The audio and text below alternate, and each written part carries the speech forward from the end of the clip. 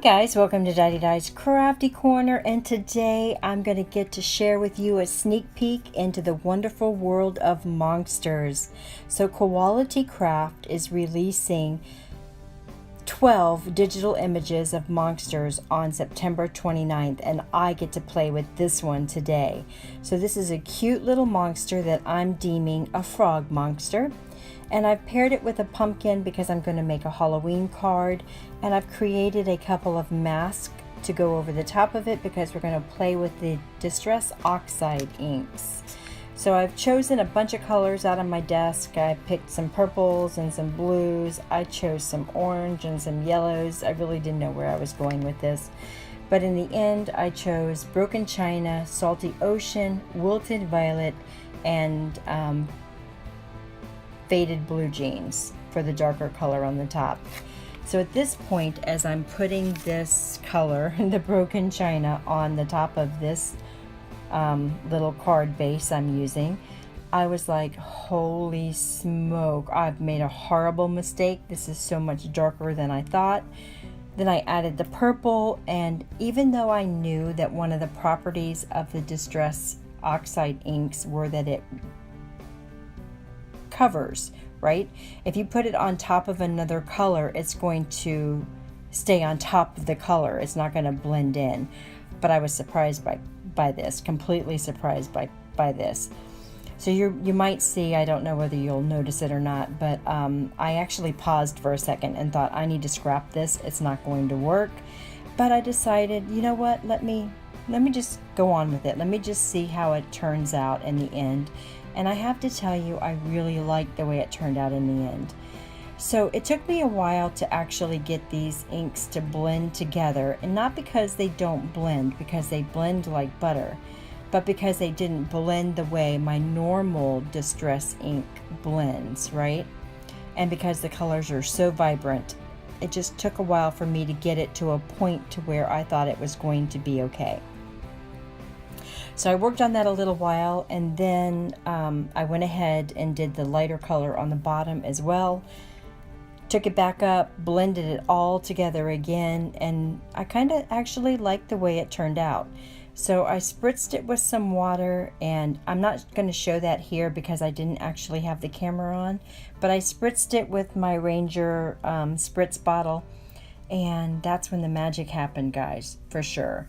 So by spritzing it with water, I was trying to get like fireflies in the background. You know, I wanted it to look like there were little, you know, things in the background that weren't stars, but just all over. So I sprayed the entire thing, the entire image, and it turned out super cute. But when I added the water to it is when the magic of the oxide inks actually happened. So I encourage you to play with those inks. They are pretty spectacular.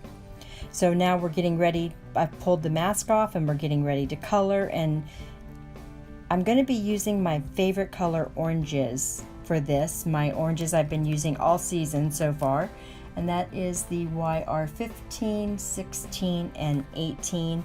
And I'm just going to blend, starting with my lightest color and blending it all in, saturating the cardstock really well.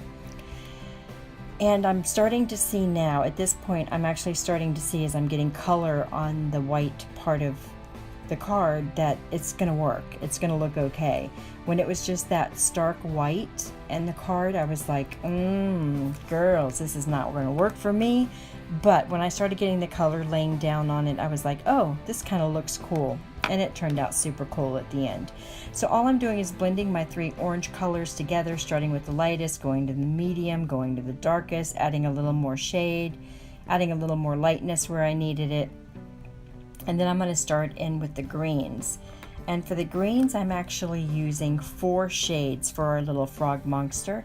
And I've chosen the YG21, YG17, YG23, and YG25. Now the YG17 I'm just using for the very darkest little crevices of this little guy, and the other 3 are the ones that I'm blending together. So I'm not really using the darker color to blend, I'm just using it to kind of pop and to give definition.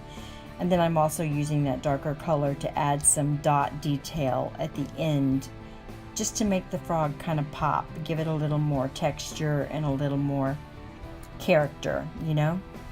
So I'm using the lightest color, and I'm blending in the medium, then I'm blending in the darkest, and I'm really focusing on that light color.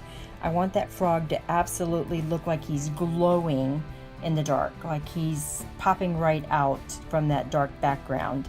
So I wanted to keep as much of the light color as I could in areas where I thought there would be light, like his belly, his chin, the top of his mouth, and his feet, which I wasn't really sure where the light should be on the feet, so I just kind of faked that one, and I think it looks okay. And then I added a little bit of a R color right around his little mouth area, and to color in his little tongue, I added a little bit of color on his tongue, just one color, just to give it a little pop of color. And also on that pumpkin, I don't know whether you guys noticed or not, but I had to color in my little curly Q stem because that Distress Oxide ink completely covered it up. So I had to recolor that in with my little black marker. So I went ahead, and now's when I'm just adding a few little dots here and there just to give it some texture. And then I'm going to move on and color in my little warts on my little monster. So all of those little circles that you see on his head and on the top of his little knobby knees, I'm going to be adding the Nouveau crystal drops in the color, what is the color? Ripened Pumpkin. I'm going to be adding that to all of those little dots because it's going to give it pop in the orange color that I already have on the pumpkin, of course, but it's going to be giving it some texture to my frog. So now my frog has a few layers of texture on him, which is going to make him pop out on this dark background.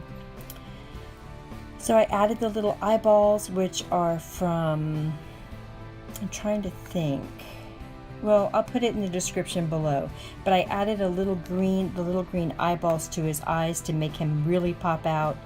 And isn't he cute? I really like how the background turned out. I'm super happy I didn't just quit with this card because I think it turned out stinking adorable.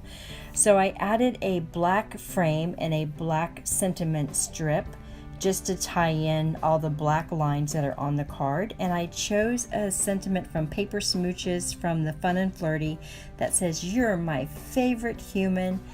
And of course I'm finishing off the inside of my card with a piece of the paper that was left over and a piece of white cardstock to add on top of my purple cardstock base for my card, so that we'll have a place to write inside the card that is white instead of trying to write on purple, right?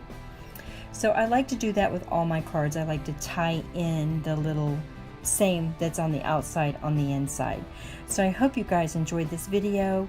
I hope that you go on over and visit Koala T Crafts right now, even before the release, but especially pick up a few, if not all of these monsters, and please tag me in all your social media sites and show me what you've created with these cute little guys, because I'd love to see what you've done as well.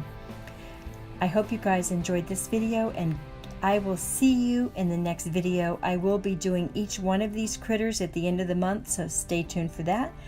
Have a nice day, and I'll see you in the next video. Bye!